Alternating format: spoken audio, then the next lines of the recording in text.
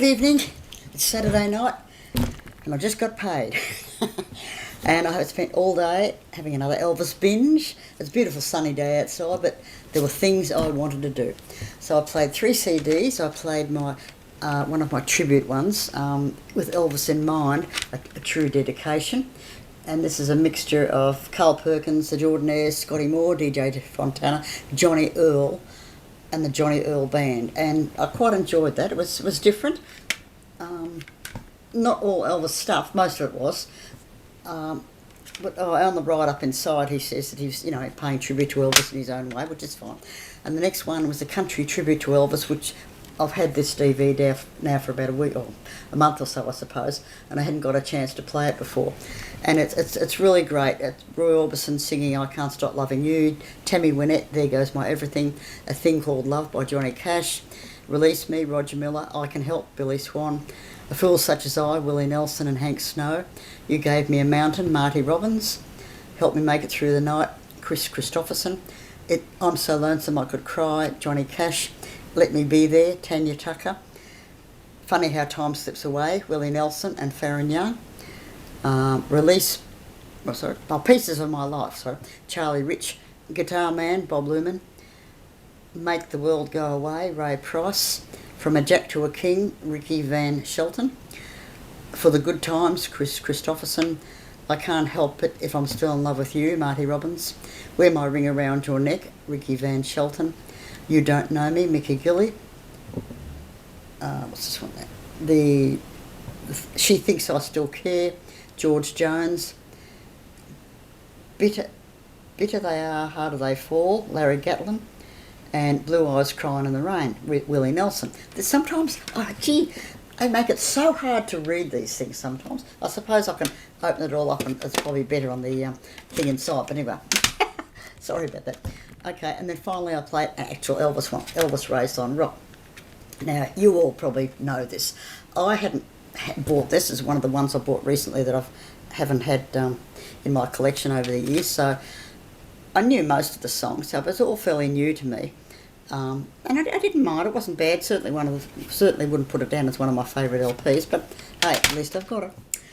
Now, the next thing I want to show you is some things that arrived in the mail yesterday. Yeah, first is a single, 45, "Tennessee Hero," Elvis, sung by Johnny Wakelin. Now, this looks like it's a pretty old single, and it's got a UK recording. I have no idea who Johnny Wakelin is, but I really like that song. As you know, I just love Elvis tribute songs.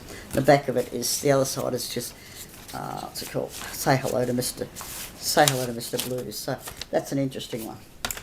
Next one I've got 2 LPs, and these are just wonderful. I bought them pretty much on a whim because I saw them. I like the covers. I've seen them on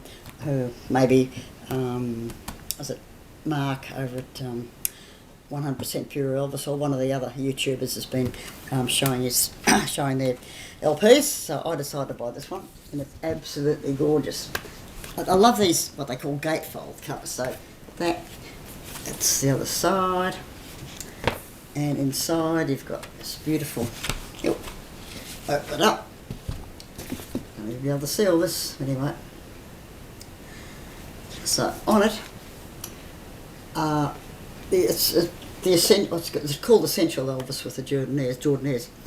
"Love Me Tender," "Let Me," "Poor Boy," "We're Gonna Move," "Loving You," unreleased slow version, "Party," unreleased version, "Hot Dog," "Teddy Bear," "Loving You," unreleased fast version, "Mean Woman Blues," alternate film version, and "Got a Lot Living to Do," unreleased version. Sit down. Okay, "Loving You," unreleased fast version, "Party," "Lonesome Cowboy," "Jailhouse Rock," unreleased with vocal overdub, "Treat Me Nice," unreleased version, "Young and Beautiful," unreleased version, "Don't Leave Me Now," original version, "I Want to Be Free," original version, "Baby I Don't Care," original version, "Jailhouse Rock," unreleased version, "Got a lot of Living to Do," and "Love Me Tender," unreleased version. Now, for those of you that don't know this particular record, the final song, "Love Me Tender," unreleased version, is the one that he sang at the end of the movie when he was an angel, he died and his angel was singing over the grave. Oh, brought tears to my eyes. It was beautiful. It's the first time I've heard that without actually watching the movie. This one is called All the Best, an LP again.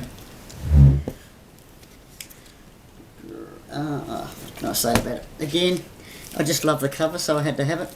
Don't know where I'm going to put all these bloody records. Running out of room. And you open it up, it's got this gorgeous inside gatefold. And the records, I didn't show the records, the other ones, they're just Star Call. They've both got green labels, there's two LPs.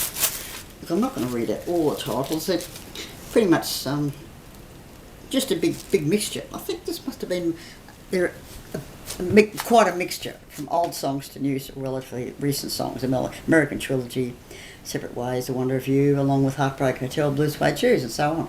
So yeah, that's I don't think I've played that one. I've played the other one, but I haven't played this one yet. So yeah, nice buy, and I got them reasonably cheap too. The next thing I got was this book, the Australian Elvis Discography and Price Guide, and this is a great book. So I'm going to pick the camera up to show you, because otherwise it's impossible to hold it in front of the camera. So here we go.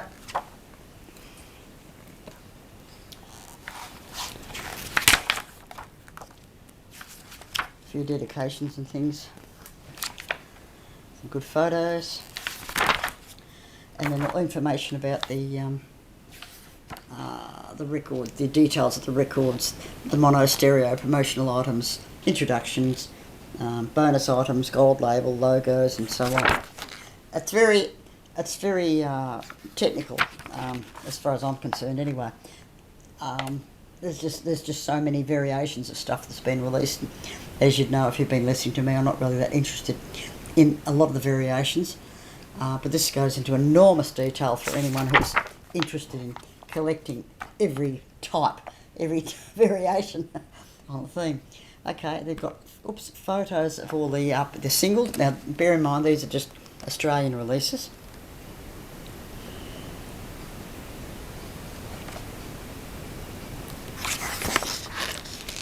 RPM singles and picture sleeves. More down here, and then it goes through to the EPs, EP label identification details. He's got pictures of the different labels that came out over the years. I mean, I could be sitting on a gold mine for all I know. With some of the old things I've got, I wouldn't have a clue. Like I said, I just like having them, not because of the labels on the records or anything else, but mainly the picture covers. These ones are EP issues, picture covers.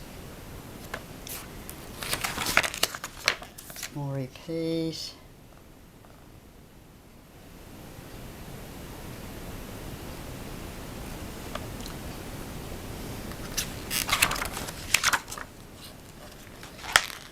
I suppose I bought it because I'm sort of in the process of building up a collection of Elvis now, and I'm picking up some overseas things as well, not many, but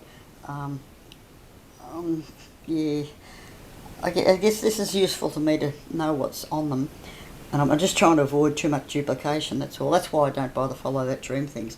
I mean, they're great, but I think I can content myself with what's been released in Australia, even if they don't have super beautiful books. And here we are with the LPs. Most of the LP covers are pretty much similar, I think, to what they had in America, or what they released in America, I should say. Of course, we didn't have the colourful backs on most of ours. The back of ours are pretty much just black and white text.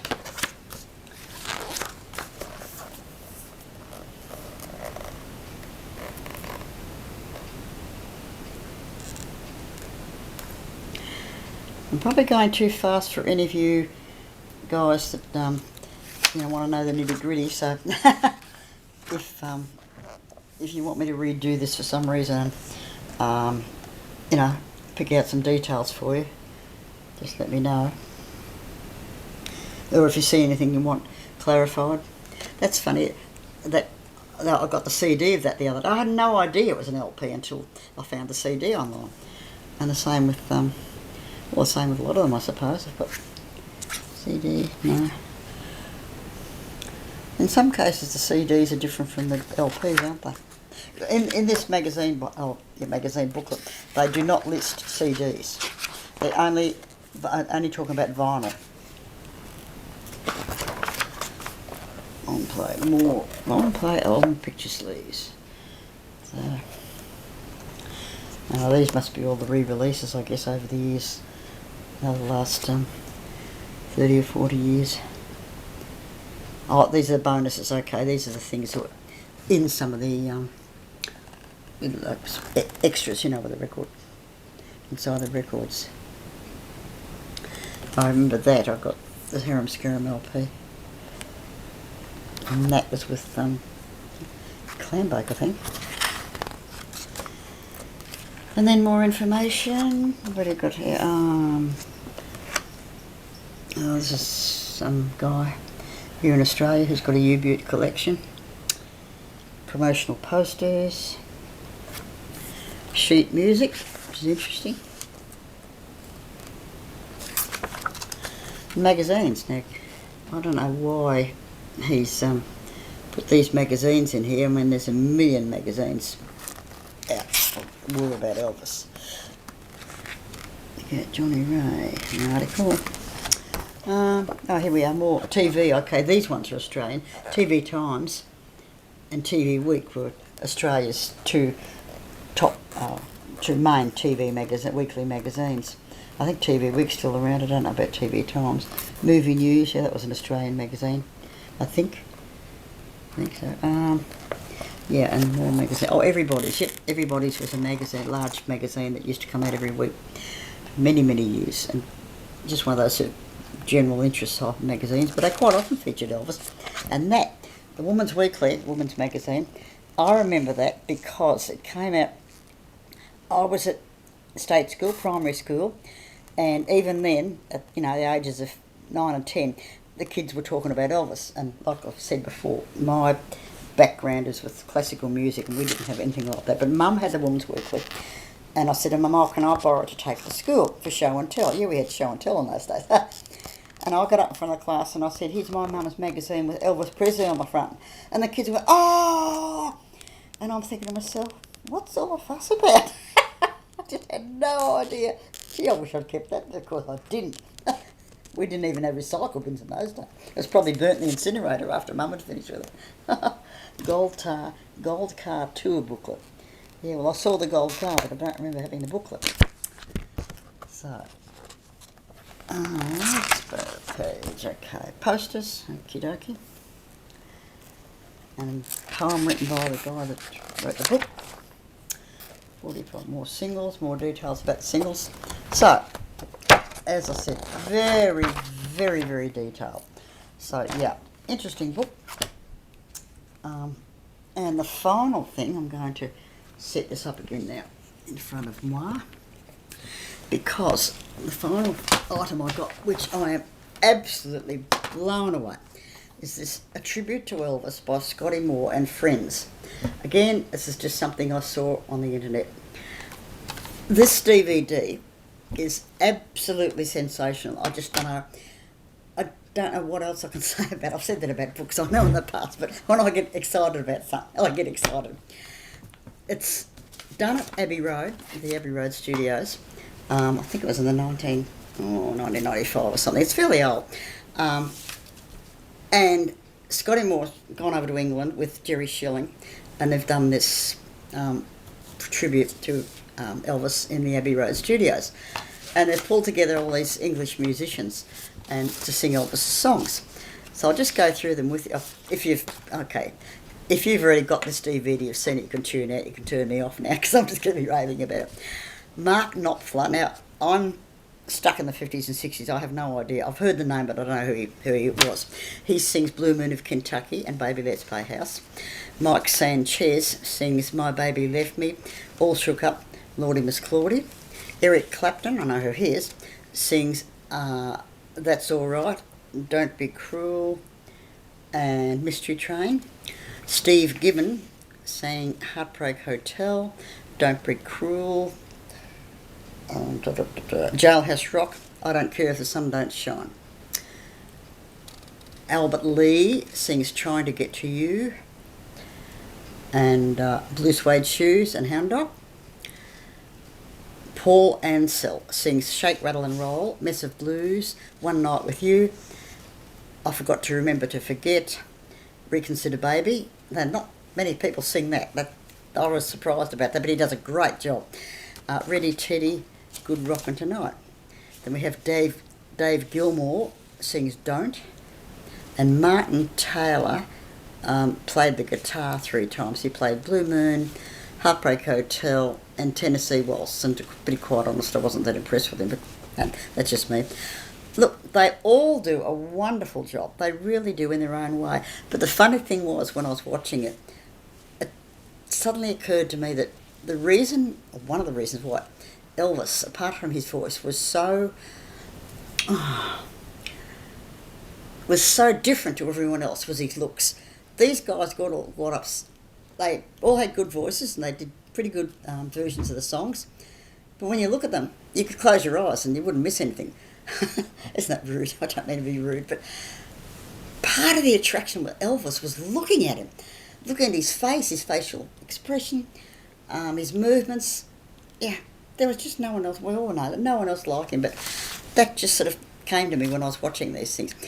Scotty Moore was playing guitar with quite, I won't say most of them, probably about half of the songs on the stage with us.